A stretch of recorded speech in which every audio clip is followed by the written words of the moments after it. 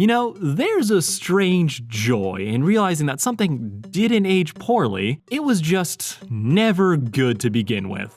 Let me explain. You see, as a YouTuber, my job is basically to watch all the things that made my childhood great and be forced to recognize their flaws. Sometimes I get lucky and they'll remain goated, but more often than not, they'll be a mixed bag. However, there's a certain euphoria that comes from watching something you hated as a child and finally being able to articulate why. Oh, hi Trixie. Tell me I'm pretty! Yeah, we're finally talking about probably one of the worst romantic subplots from my childhood. A story so bad that the ships have been dead for years when the show was running, and when people do talk about it, it's mostly to complain about how Fairly Odd Parents dropped the ball when it comes to Trixie. From early hints of what could have been a genuinely interesting character, to the garbage that the show gave us instead, the epic fumble that was Trixie and Timmy's relationship needs to be studied so that it'll never be repeated.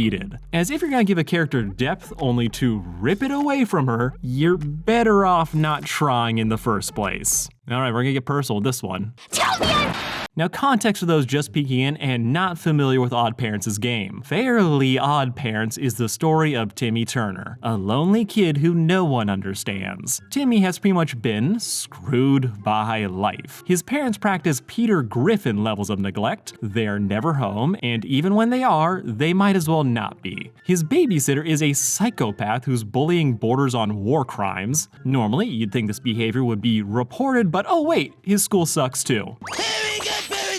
His teacher's a freak, his peers are also bullies, and his grades are terrible. Truly, Timmy has the worst life imaginable for a suburban white kid. Boy has nothing going for him, except for one thing. Timmy has magical fairy godparents. And wings! Floaty crowny things!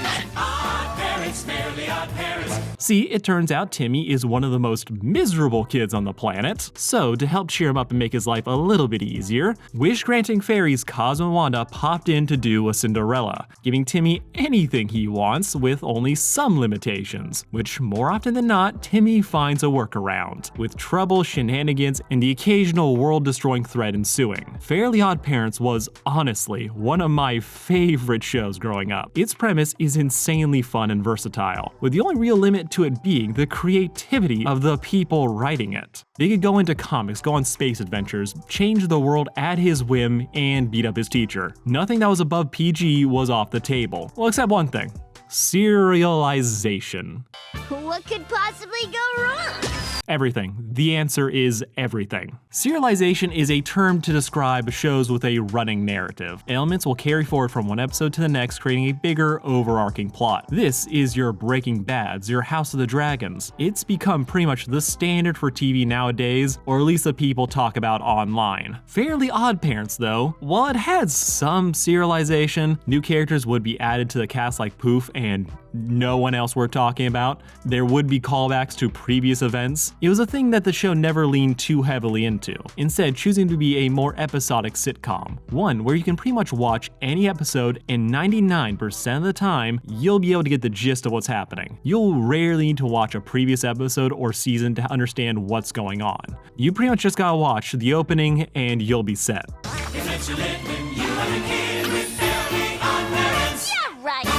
Now, to be clear, there is nothing wrong with this approach on its own, despite what some people would like you to believe about filler is the term we're using now. A show that's just here to have a good time isn't automatically worse than some heavily plotted drama. In fact, most of the time, the simpler shows make a shit ton more money. Hence why Fairly Odd Parents would run for what is, in my opinion, too long. But if you want to understand the fundamental problem of what happened with Trixie, and by proxy Timmy's love life, we have to bring up the generally non-serialized nature of Fairly Odd Parents, as this is the thing that fucked these ships. And yeah, I did say ships.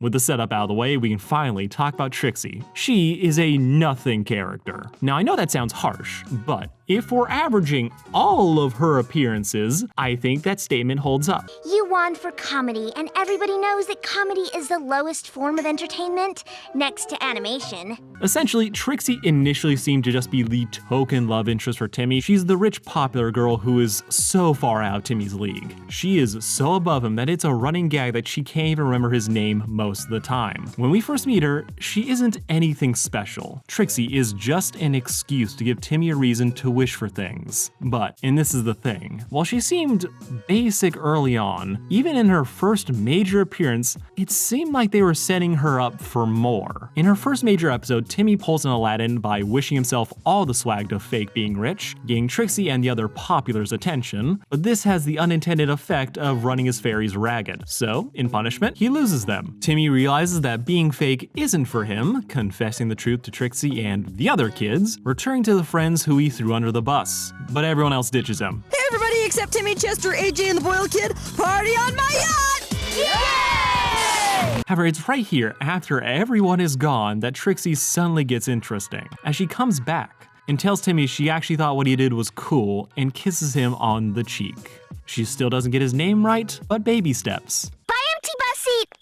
Tommy! She almost remembered my name! Now this is the true beginning of the ship, where Trixie goes from just this unattainable goal to being an actual person with thoughts, feelings, and Timmy might have a shot here. He doesn't, but that's not on him. And this is also only the second episode in the series. Yeah, episode 2 of the series proper, and the show is looking us dead in the eye and telling us that Trixie and Timmy might be a thing. As while the show has a lot of one-off shenanigans, every show during this time period had a romantic subplot, as you might as well hook the kids now so they'll have something to look forward to later. Older TV loved a slow burn romance that they could just tease out throughout the entire series. This trope was so prolific that I developed a profound hatred for it. Again, this shit was in every show, as TV was just allergic to having us actually have a couple get together, and we actually see that. When really, all the show wanted was the chase, leaving its audience hungry for a catharsis that might never come. Phrasing. But ignoring what I know now, this early episode is actually a pretty solid setup for a romantic subplot. It is a good setup for Trixie as a character,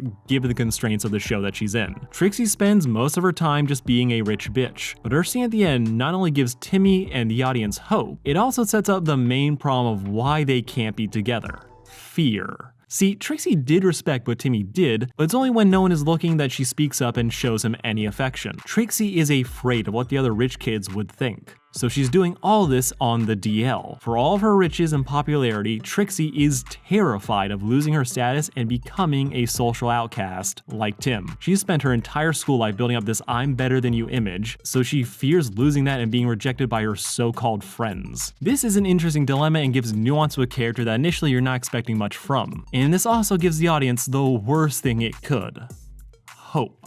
And to imagine depth that will never be paid off. You see, with the scene in mind, it's easy to extrapolate from all the shit Trixie talks. She might not be as bad as her friends, as if you work from her fear of ostracism back, then it wouldn't be the biggest stretch in the world to imagine that Trixie isn't nearly as bad as the show makes her out to be. That maybe she's not just a vain bully, she just pretends to be to fit in, which, while not valid, is understandable. So now, the expectation here is that Trixie would have an arc, would maybe realize that this popularity she's chasing isn't really worth it, that her friends are toxic, and that she isn't really happy with any of this. That is what we hoped for, as the alternative is she's just the prize to Timmy, and this scene here wasn't a hint towards something more. It was just a reward to Timmy for doing the right thing, and that one day he'll get the girl.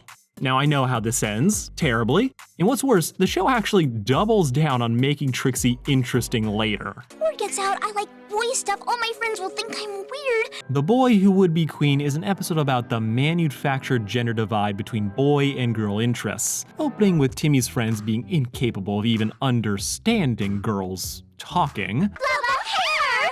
Love boy band! We then switch from comedic exaggeration to shade as the boys catch Timmy watching a soap opera, which, as we know, soaps and romance are just for girls. Apparently. Now, Timmy tries to play this off like the reason he watches the show isn't for the reason he watches the show. Timmy, who loves the over-the-top romance and drama, instead decides to say, no, this is all about the action. As if he's saying that, oh, let me just give this credibility as this makes me look dumb in front of my friends. Because this isn't boy stuff. But then he gets caught signing off to a show he clearly doesn't just watch for the action, so he switches to praising the writing, which, great, perfect, love to hear it. But in this case, it's a nebulous, non-gendered praise implying skill that could be ruined by simply asking the question, writing what? Be back with more of the kissy goo goo romance hour right after this! Yeah, Timmy has got himself a girly guilty pleasure. Mine was a Winx Club, but we'll table Timmy's interest for a moment as we set the plot. Trixie is having a party, everyone is invited except Timmy, because fuck him, but then he lies his ass off by saying he's got her a great gift, so Trixie lets him and his buddies come to the party. The only problem? Timmy doesn't actually know what to get Trixie, then Cosmo starts being a misogynist. Well, you know what I think? Who cares what you think? You're a girl now. Like, for real, this is some rough humor. But then his wife decides to punish Timmy instead by turning him into a girl and then doubling down on the humor. Can I get the door for you, ma'am? Yeah, this is weird. We'll talk about it in a bit. This is meant as a joke, but it allows Timmy to, quote, think like a girl, so she tries to use this to her advantage to get the perfect gift for Trixie, only for Tim to discover Trixie's shocking secret. She likes comics.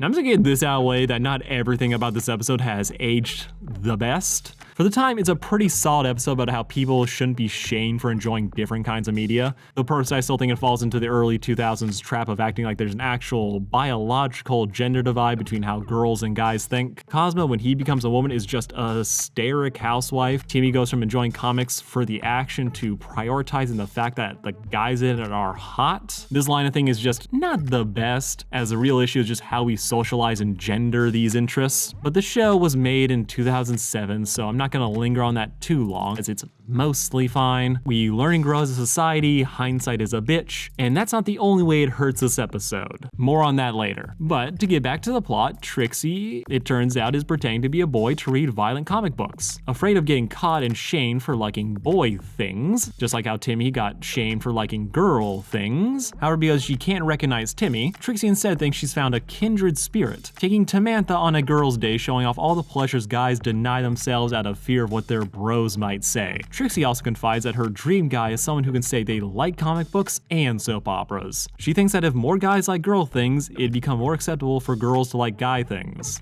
If you're a boy, I'd totally date you. See you at my party. Bye! Now, ignore how this episode is basically giving Timmy a layup to be Trixie's perfect guy by just existing. This episode was pretty much crack for anyone who wanted Trixie to be more than just a mean girl. It effectively cemented the fakeness of Trixie's rich girl persona, where even if parts of it were true and it doesn't give her a pass on a lot of her actions, it still immediately made her more interesting as a character, giving layers to who she is and her interests. Trixie does share a lot in common with Timmy, but is able to hide her interests better, allowing her to reap the benefits in a way that Timmy just can't. It continued to feed into this idea about how Trixie is imprisoned by the expectations of others, that she has these things that she likes, these violent comics, and she can't really enjoy them without shame unless she's hiding it. It lends more credence to the idea that Trixie's persona that she puts on is a manufactured thing, that she might be nicer than she appears, and for as much as she bullies Timmy, you understand the reasons for why it's happening. Trixie here was shown to be sympathetic, but the thing that makes her a great character is the fact that she is flawed. As yeah, Trixie, despite everything that we learn about her, still picks popularity over self-expression. Bye, Timmy Turner! Hey! You remembered my name! There's a small win here for Timmy where Trixie calls him by his real name, proving that he did make a positive impression, and this is a tiny hint that more of who Trixie is kind of coming to the surface, and maybe she'll be able to make smaller steps further down the road. And here's the thing. Well, we learned a lot more about Trixie in this not super great character, but this is again a great beginning to a character. This episode did end up being a massive status quo changer. Seeds had been planted, but then the show never paid them off. Wow, you're 0.001% more of a person in my eyes now, Timmy. Trixie, you actually got my name right.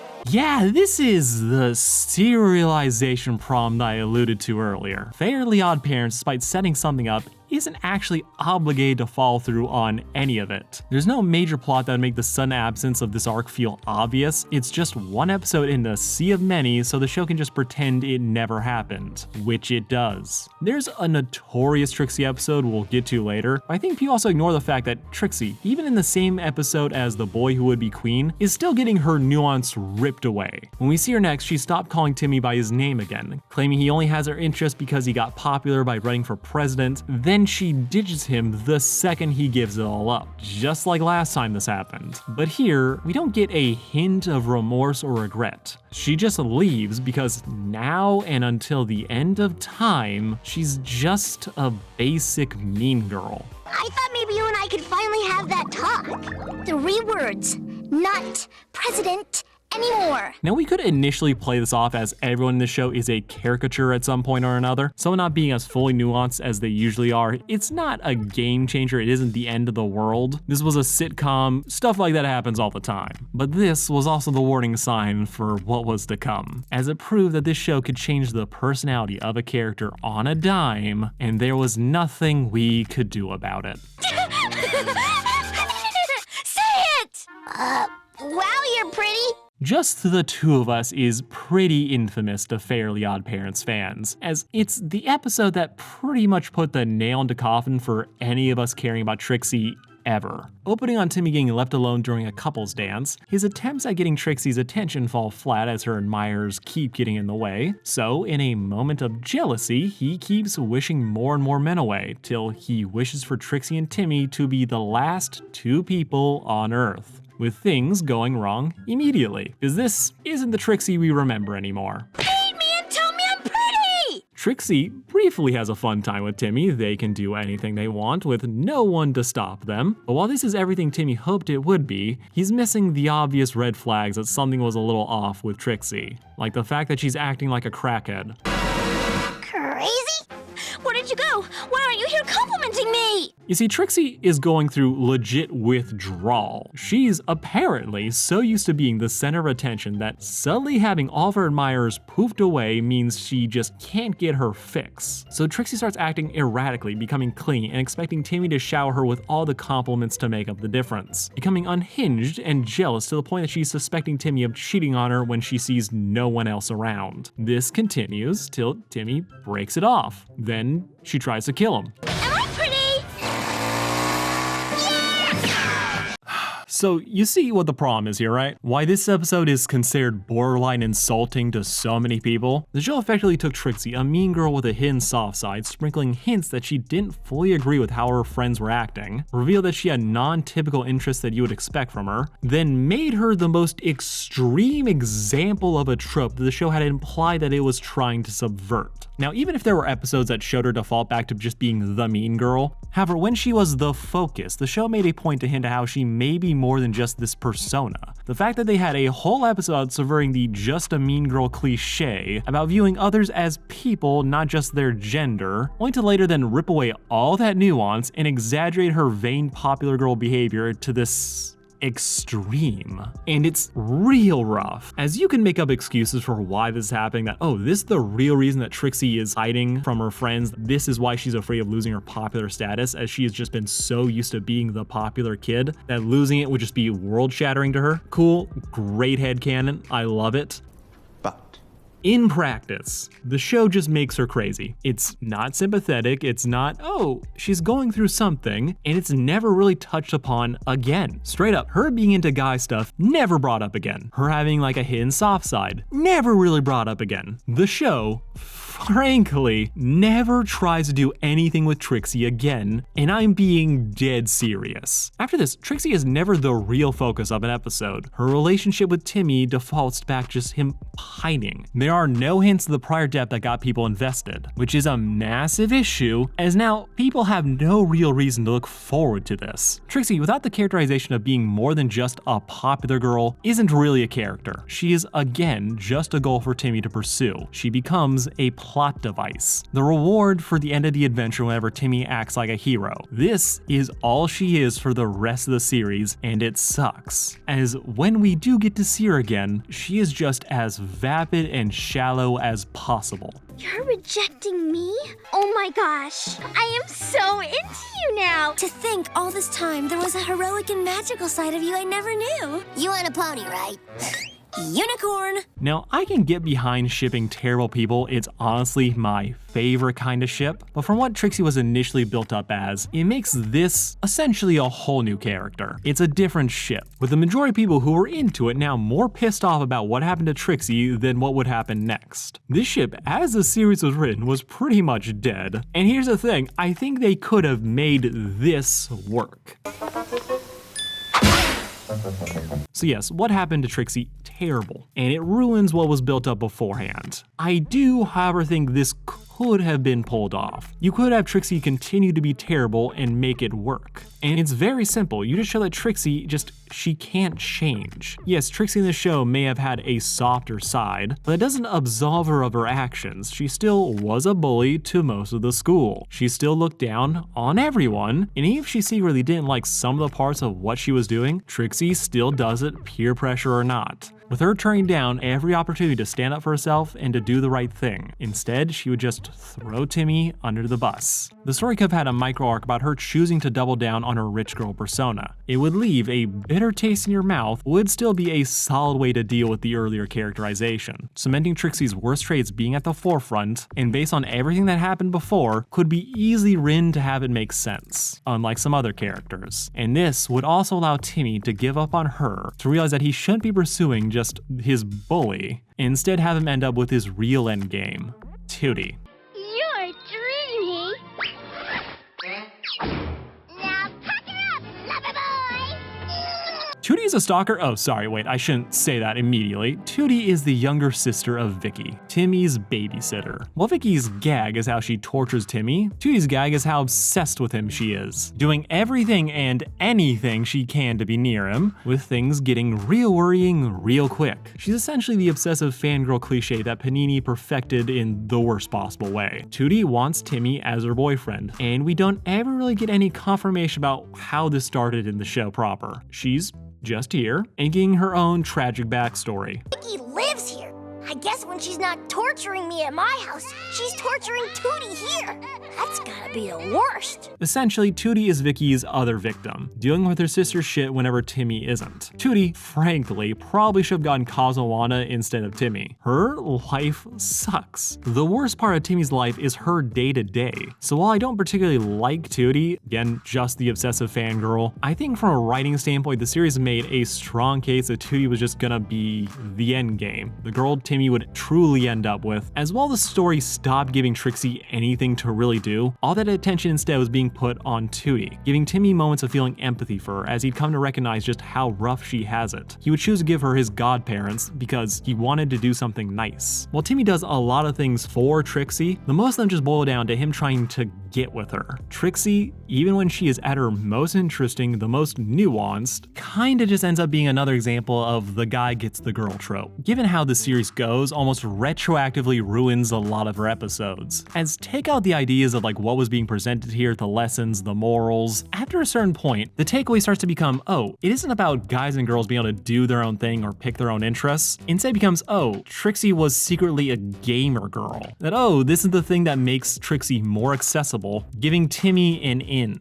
Trixie wasn't just some popular girl. Oh no, she actually likes comics. This is in me like, oh, it makes her more interesting. She's not like the other girls, yada yada yada. Timmy has a chance. That's kind of what, in hindsight, this all ends up boiling down to, as they end up not doing anything with her later. That all these traits that really could have worked end up falling to the wayside. Tootie was probably always going to be the end game, even if that isn't the best thing in the world. It was, though, the thing that the show was setting up. The fact that Channel Chasers is the closest this series has to a finale. It involves Tootie deciding to out Vicky's true nature to Timmy's parents, which was a long time coming. It really sets up Tootie as being something special where everyone else is just kind of there. She did a selfless thing even though this could possibly really blow up on her. Of course, this revelation gets undone by the end of the special, but I think it does go to show the basic but effective thought process that went behind why Tootie was a foregone conclusion. Vicky is essentially the prime reason that Timmy has fairy godparents. Trixie was never really tied to Timmy's miserable home life other than just being a failed romantic pursuit.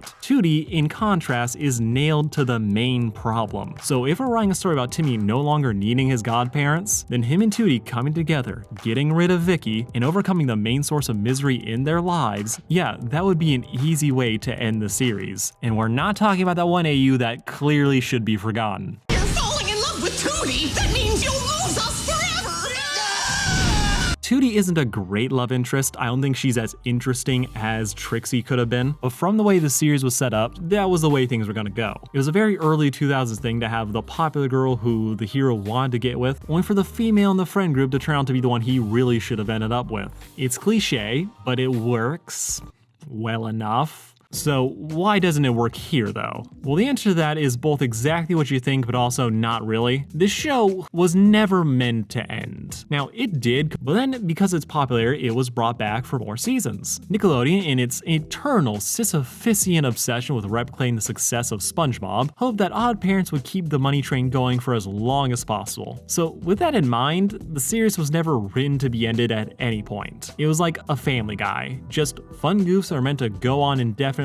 So the question of who Timmy was gonna end up with didn't fucking matter. I can forgive this for a lot of series. I'm not gonna hold a show meant for kids to the same standard as, say, Rick and Morty, but if you had been there since the beginning, the idea of Timmy ending up with anybody had become laughable. You basically watch a show, present an idea, only to then dump in the trash at its earliest convenience. It would throw out hints that end up not meaning anything, like Timmy's future kids having the traits of both Trixie and Tootie, because they wanted to confuse the audience, even though clearly the answer was Tootie. But because the ships in the show ended up not mattering, because the show also realized that no one cares about these things, so we're not gonna really do them anymore, the writing also ended up not caring about these characters either. Trixie and Tootie's screen time plummets the second they stop being Timmy's love interests. They're basically reduced to their most basic selves, their most basic gags, the stalker and the popular girl who is mean but Timmy also still wants her for some reason. Not to mention the fact that we know this series is never gonna pull the trigger on this. The show is so scared of changing the status quo of having anyone know about Cosmo and Wanda that none of the supporting cast ever feel like they're truly supporting, they just feel like extras. So we are just truly disincentivized to care about Trixie, Tootie, and everyone else at every opportunity.